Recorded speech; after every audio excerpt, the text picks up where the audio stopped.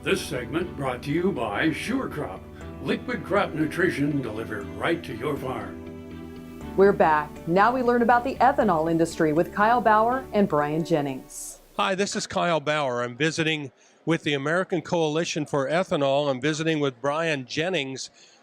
Brian, there's a lot of news with ethanol almost daily right now.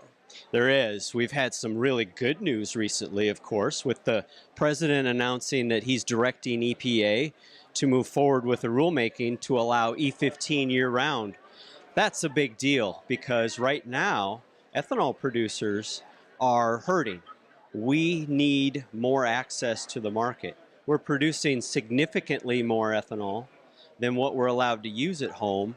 And there are artificial constraints to the market right now. And so one of the biggest constraints is the Reid vapor pressure issue, is the limitation on E15 use in the summer months, the busiest season for driving year-round. So we're working with the president and the administration. We need this RVP rulemaking to get done in time for the June 1st summer driving season. And you've got issues with RINs and you've got issues with the clean air. And it seems that really everything, ethanol answers all the questions very positively. But as you would understand, there's a lot of pushback from the oil industry against a lot of that, even though logic would say it shouldn't be. Yeah, the advantages of ethanol today are incredible. You want to save money at the pump. Ethanol is very inexpensive right now. So ethanol blended fuel is going to cost consumers less than straight gasoline. You want to clean up tailpipe emissions and address greenhouse gases. Ethanol is a significantly better transportation fuel for reducing life cycle greenhouse gas emissions, for eliminating or cutting back on some of the toxic emissions that come out of the tailpipe of vehicles. However, we do know that oil companies are going to fight us tooth and nail to prevent any more ethanol access to the market. Oil companies left to their own devices don't want to let a competitor that costs less, that is better for the environment, to have greater access to that market. That's why they're fighting E15. That's why they're fighting higher ethanol blends. That's why they drag out all of this misinformation about ethanol. Food prices, the environment, it's going to damage your car. And so we're constantly battling, not just countering the attacks by the oil companies, but we're also working our way through the regulatory system. EPA takes a long time to approve something like allowing E15 use year-round. This is a process that we'll have to follow very diligently. And so it requires political leadership. That's why we're grateful we have the president directing EPA to move forward. That's why we're grateful we have bipartisan support in Congress. That's why we're so grateful we have Sonny Perdue, our agriculture secretary, who is really helping keep EPA's feet to the fire when it comes to granting greater market access to ethanol. But truly, those truths about ethanol have leaked out around the world.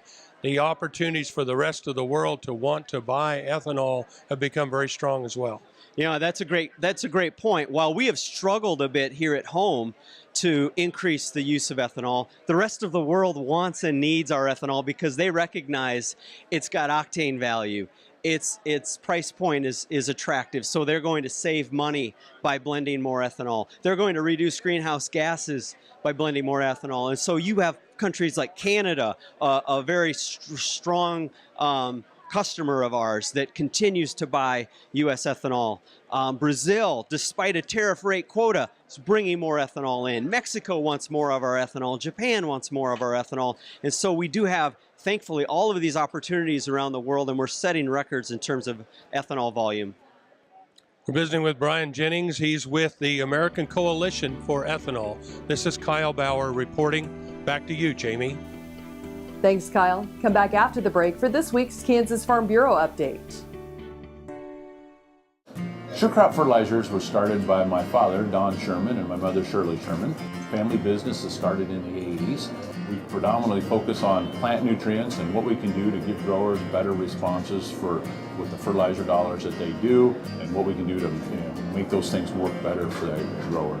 We're based out of Seneca, Kansas. We work with growers in their soil analysis to figure out what they need, and then we can put those in a blend that gives them the best results, and so that we can deliver that direct to their farm so that they have those nutrients where they need them, when they need them, and so that they can apply them in a manner that's very efficient to them and works well on their planting systems and what they're doing. Sure Crop Fertilizers has been around for a long time. We always say we're big enough to take care of everything you need, but we're small enough to do it quickly. You can get a hold of us at 1-800-635-4743. Our website is surecropfertilizers.com, and you can always email me at Corey@surecropfertilizers.com, and with any questions you have, and we're glad to answer it and work with you.